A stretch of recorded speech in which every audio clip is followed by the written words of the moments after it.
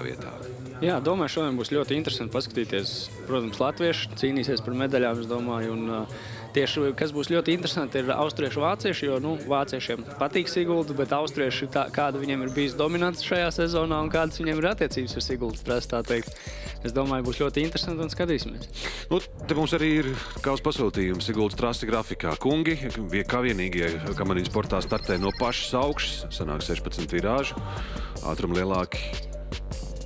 Spiedieni ļoti lieli, un jā, Siguldas trasa ir tieši, kāpēc viņi skaitās diezgan ļoti grūti, jo straujas virāžas, asas virāžas un spiedieni ļoti lieli. Nav tā, ka tu vari kaut kur bišķīt atvilkt telpu, visu laiku jābūt fokusā, visu laiku jākoncentrējas un tā teikt, līdz pašai finiša līnijai tev, ja tu neaizkoncentrējies, tad var nesanākt. To mēs arī vakardien redzējām divnieku ekipāžām un dāmām vienniekos mazākā kļūdiņa maksā ļoti dārgi rezultātā. Laidus šogad ļoti ātrs, līdz dāmu rekordam gan tur mazliet pietrūka, bet dāmu divnieku laboja rekordu, trases rekordu. Tā teikt, robotu rekords, kas stāv trasē, es domāju, tas nav tik viegli nemaz tā teikt aizķerams. Un pagaidām es domāju, ka vienīgie, kas to varētu arī izdarīt, ir latvieši. Ļoti ceram uz to.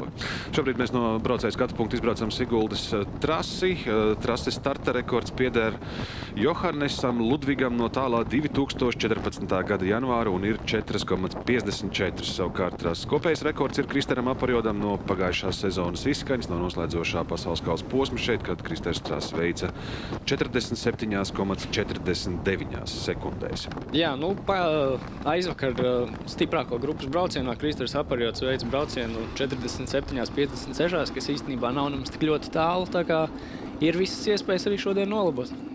Jā, tajā pašā dienā, kad aizvadīja, aizvakar līderu grupu treniņas, arī nāciju kausa sacensības notika. Tas gan notika vairāk rīta pusē un noteikti, ka tur arī laidus kvalitāte atšķīrās uz vienu otru pusi, tomēr vairāk stundu startā. Jā, tos laikus ir grūti salīdzināt, jo tur ir citas profilaks bijušas, cita laika, citas temperatūras, tā teikt, bet Gins Bērziņš, es domāju, arī šodien ļoti labu rezultātu parādīs, un es domāju, ka visi latvieši cīnīsies par saviem labākajiem rezultātiem. Tieši tā, vēlreiz atgādinu, 3. starta numurs jau pašā sākumā. Tad Kasparam Rinkam, 5. starta numurs Gintam Bērziņam un 11. starta numurs Kristeram Aparjodam. Bija vēl viens Latvijas sportists, kurš centās kvalificēties pamats sacensībām ar nāciju kausu. Tas bija Lazdāns. Edvards Mārts Marketāns. Jā, viņš gan ārpus konkurences startē, bet Roberts Lazdāns diemžēl neuzrādīja pietiekami labu rezultātu, lai kvalificētos. Palika viņš tieši aiz jaunā Slovāka Bruno Mika. Bruno Miku noteikti tu zini, kā divnieku pārstāvis jaunais. Jā, šo redzēju. Viņš divās frontēs raujās. Tāpatās kā mūsu Zane, jā.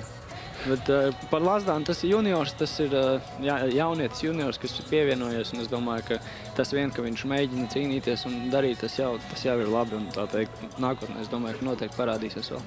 Zari Kallam gan vakar pēc savu pirmā aizdītā brauciena vieniniekos darīja zinām, ka viņš īstenībā bija vismaz pagaidām noslēdzošās sacensības vieniniekos, ka viņi, tomēr tas ir pārāk smagi abās disciplīnās turpināt, un viņi tā kā vairāk, nevis tā kā, bet tikai un divniekā turpinās šo sezonu. Jā, protams, tas pats junioru un jauniešu vecumā arī to esmu darījis, braucis gan vienniekā, gan divniekā, un tas ir tiešām ļoti grūti savienot, un tā kā tuvojas olimpiskās spēles, es domāju, ir nolemts, ka viņi fokusēsies uz vienu lietu un mēģinās izdarīt maksimumu.